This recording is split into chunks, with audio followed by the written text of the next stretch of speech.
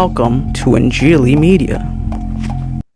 आज का मौजू और आज का सवाल, नजात दहिंदा यानी मसीहा खुदावंद यसु अल मसीह यहूदा के कबीला से ही क्यों आए। आज हम इस सवाल का जवाब देखेंगे और समझने की कोशिश करेंगे कि वो क्या वजूहात थी कि याकूब के 12 बेटों में से उनके चौथे बेटे यहूदा ही को ये शर्फ हासिल हुआ कि उनके कबीले यानी कि यहूदा के कबीले से नजात दहिंदा मसीहा मसाया यानी खुदावंद यसु अल मसीह इस दुनिया में तशरीफ लाए। सबसे पहले तो हम देखते हैं कि याकूब का नाम हम पढ़ते हैं पैदाइश की किताब के 32वें बाब की 28वीं आयत में कि उनका नाम इसराइल रख दिया गया। इसराइल जिसका मतलब है वो जिसने खुदा के साथ जद्दोजहद की। सबसे पहले तो हम देखते हैं कि याकूब यानी इसराइल के 12 बेटे थे। उनमें सबसे पहला बेटा पहलोठे का बेटा रूबन था, दूसरे नंबर पर शमाउन, तीसरा लावी, चौथा यहूदा, पांचवा जबलून, छठा अशकार, सातवां दान, आठवां जद, नवां आशिर, 10वां नफ्ताली, 11वां यूसुफ और सबसे छोटा 12वां बेटा बिन्यामीन। अब सवाल ये पैदा होता है कि याकूब का पहला बेटा रूबन, उससे ये दर्जा या ये शर्फ क्यों हासिल ना हुआ। तो इसका जवाब हम पढ़ते हैं जेनेसिस 49 चैप्टर में, पैदाइश के 49वें बाब में। लेकिन इससे पहले कि हम इस तरफ जाएं, हम देखते हैं कि जब यहूदा पैदा हुआ याकूब की बीवी लिया से, और ये हवाल हम पढ़ते हैं पैदाइश 29 बाब में और 35वीं आयत में हम देखते हैं कि जब यहूदा पैदा हुआ तो लिया ने कहा मैं खुदामंद की सताइश करूंगी, I will praise the Lord. यानी कि यहूदा के लिए ये कहा गया कि वो खुदा की सताइश करने का बायस बनेगा। तो ये जो मीनिंग है इसको भी हमने जहन में रखना है कि ये आगे जाकर किस तरह से खुदावंद यीशु मसीह के साथ जुड़ता है। अब यहूदा के हवाले से चंद और जरूरी बातें हैं जो हम पहले देख लेते हैं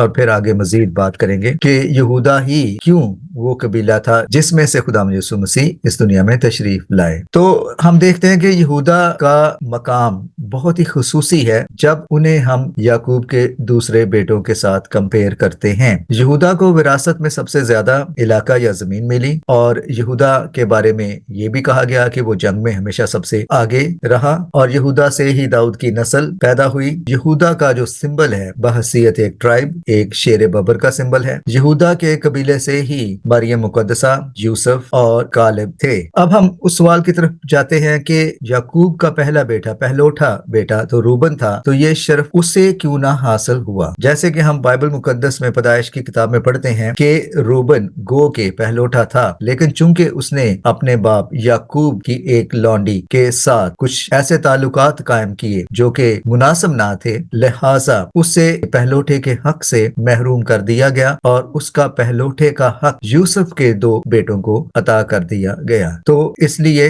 रूबन तो इस मकाम या इस मर्तबे या इस रुतबे से या इस प्रिविलेज से आरी हो गया। इसके बाद सवाल पैदा होता है कि यूसुफ खुदावंद यीशु मसीह के साथ बहुत सी चीजों में मुशाबे है। यूसुफ को भी बेचा गया, यूसुफ ने भी बहुत तकलीफें उठाई, यूसुफ ही बाद में अपने खानदान और अपने कबीले और पूरी कौम के लिए एक निजात दहिंदा के तौर पर सामने आता है। तो यूसुफ के कबीले से क्यों ना मसीहा या निजात दहिंदा आया। यहूदा को यूसुफ पर भी क्यों फौकियत हासिल हुई, इसका जवाब हम देखते हैं पैदाइश की किताब के 49वें बाब में, जेनेसिस 49 में। लेकिन इससे पहले कि हम उस पे गौर करें, हमें ये देखना होगा कि लावी का कबीला जो कि काहिनों का कबीला है, खुदावंद यीशु मसीह जो कि हमारे सबसे बड़े काहिन है और वही हमारे गुनाहों का कफारा बने, जिस तरह से काहिन एक बर्रे को बने इसराइल के गुनाहों के कफारा के तौर पर पेश करते थे। लेकिन यहाँ हम देखते हैं कि लावी के कबीले को भी ये बरकत या ये मनसब या ये शर्फ हासिल ना हुआ। ना रूबन जो कि पहलोठा था उसे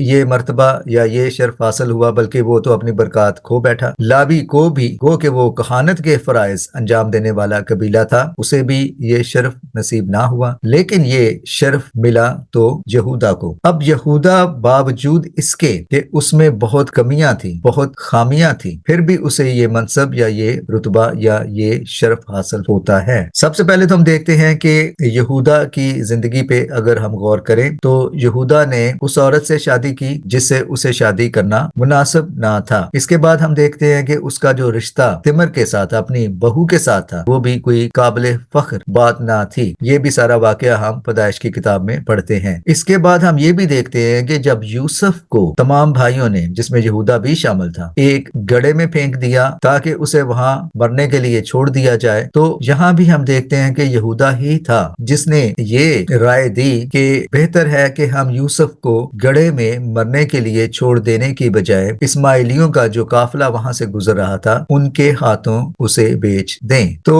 یہاں گو کہ اس میں بڑی برائیاں تھیں، ہیومن نیچر میں جو کمیاں، کوتاہیاں، برائیاں، خامیاں ہو سکتی ہیں، وہ تمام کی تمام ہم یہودا میں دیکھتے ہیں، لیکن باوجود اس کے مسیحا نجات دہندہ اسی قبیلے میں سے آتا ہے۔ تو اس سے پہلے کہ ہم اس کا حتمی جواب دیں، آئیے دیکھتے ہیں کہ جب یعقوب یا اسرائیل اس دنیا سے رحلت فرمانے لگے تو انہوں نے اپنے بیٹوں کو اپنے پاس بلایا اور ان کو برکات دی اور ان کے بارے میں اپنے خیالات کا اظہار کیا، بلکہ ان برکات میں نبوت بھی شامل تھی کہ آگے جا کر ان بیٹوں کے ساتھ اور ان کے قبیلوں کے ساتھ اور ان کی نسل کے ساتھ کیا ہونے جا رہا ہے۔ تو یہاں ہم دیکھتے ہیں کہ یہودا کے حوالے سے کیا کہا۔ پیدائش 49 باب کی 8ویں آیت سے ہم آگے پڑھتے ہیں۔ اے یہودا، تیرے بھائی تیری مدح کریں گے، تیرا ہاتھ تیرے دشمنوں کی گردن پر ہوگا، تیرے باپ کی اولاد تیرے آگے سرنگوں ہوگی۔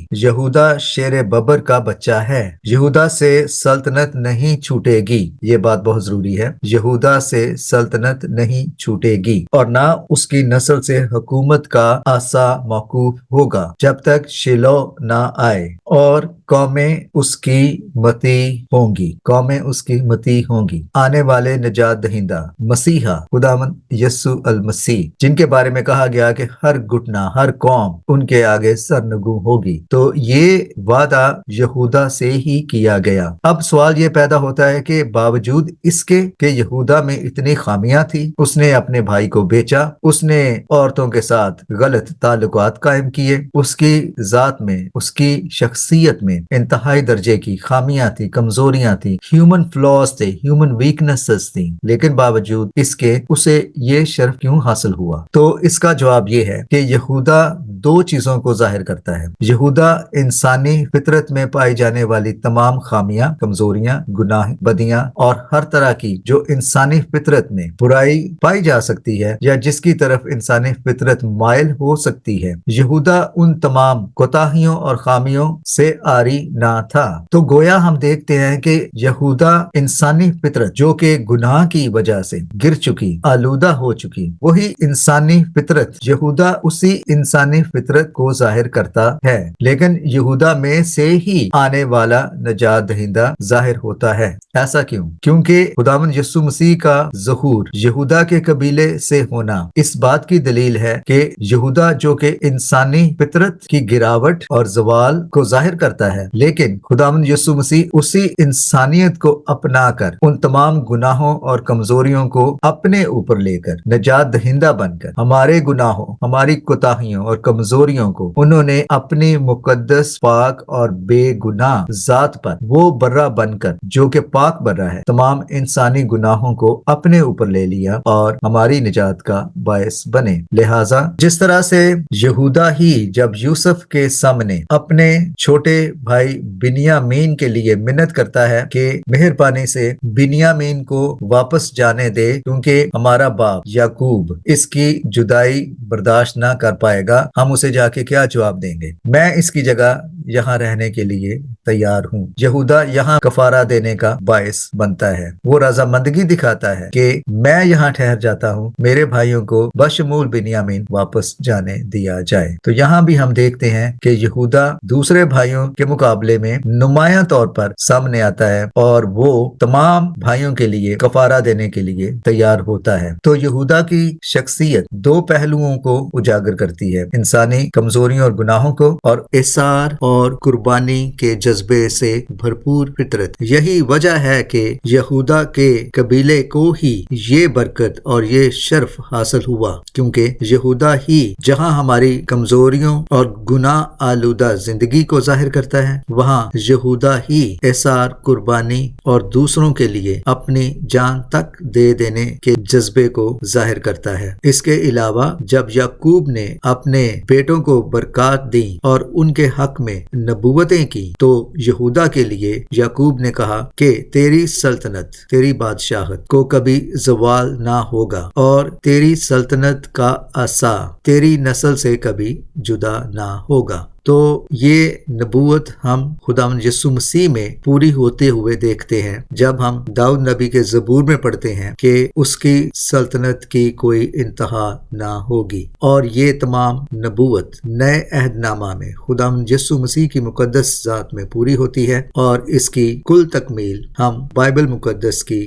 آخری کتاب مکاشفہ میں دیکھتے ہیں۔ ویڈیو کے اختتام سے پہلے وہ بات جو ویڈیو کے آغاز میں کہی تھی کہ جب یہودا پیدا ہوا تو اس کی ماں لیا نے یہ کہا، اور یہ حوالہ ہم دیکھتے ہیں پیدائش کی کتاب اس کے 29ویں باب کی 35ویں آیت میں۔ تب اس نے یہ کہا، یعنی کہ لیا نے، اب میں خداوند کی ستائش کروں گی، اس لیے اس کا نام یہودا رکھا۔ اب جیسے میں نے ویڈیو کے آغاز میں یہ بات کی تھی کہ آگے جا کر ہم دیکھیں گے کہ اس بات کا تعلق مسیح کے ساتھ کیسے بنتا ہے، تو اس کا حوالہ ہم دیکھتے ہیں لوکا کی انجیل اور اس کے پہلے باب کی 46ویں آیت۔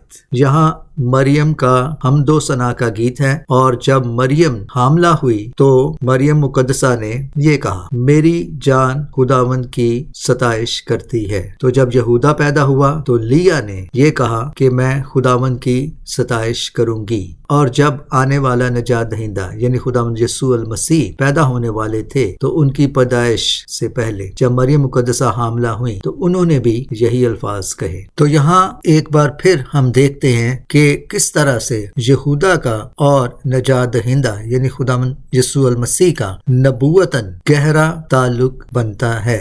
تو یہ وہ چند وجوہات ہیں جو ظاہر کرتی ہیں کہ یہودا کا قبیلہ ہی اس بات کا حقدار تھا کہ نجات دہندہ اسی میں سے آئے، کیونکہ باوجود اس کے کہ یہودا میں بہت سی خامیاں تھیں، لیکن وہ خامیاں انسانیت کی خامیوں کو ظاہر کرتی ہے۔ یہودا کی خامیاں ہی نہیں، وہ ہم سب کی خامیاں ہیں، لیکن چونکہ نجات بھی اسی طرح سے ممکن تھی کہ خدا خود انسان کے روپ میں آئے اور انسان کے گناہوں کا کفارہ خود دے، جو خداوند یسوع مسیح نے دیا۔ خداوند یسوع مسیح کا نام ابدالآباد تک مبارک رہے۔